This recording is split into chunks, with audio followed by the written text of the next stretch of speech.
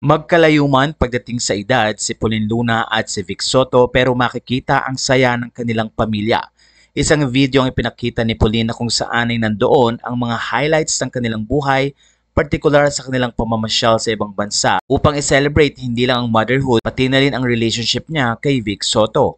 Ayon kay Pauline, "Nothing will ever stop seeing your kids happy. Thank you Lord for this opportunity." Ngayon din ay nagdadaos ng ika-5th month ang anak ni Pauline Luna na si Baby Mochi na ayon sa mga netizen ay talaga namang napakaganda. 2 days ago ay ilang photos din ang binahagi ni Pauline na ayon sa kanya ay quick trip with the loves of my life. Matatanda ang kamakailan ay nag-graduate din ng kindergarten ang anak nila na si Tali at ayon kay Pauline, ready na ito para pasukin ang big school. Sa puntong ito ay malaki ang preparation na ginagawa ni Pauline lalo na sa pag-aalaga sa kanyang dalawang anak na kung saan ay kailangan niyang ipakita ang pagmamahal niya sa dalawang daughters na napakagaganda nga. Ayon sa mga fans, kitang-kita rin ang pagiging hands-on na daddy ni Vic Soto sa kanyang dalawang anak na sina Tali at Mochi. Kapansin-pansin din na talaga namang napakaganda at super cute ni Baby Mochi. Ilang mga kwento ang binigay ni Pauline Luna at inamin nga niya na malakas dumede ang kanyang bunsong anak. Kaya naman ginagawa talaga ni Pauline ang dapat niyang gawin at preparasyon bilang isang mami na nagpapa-breastfeed.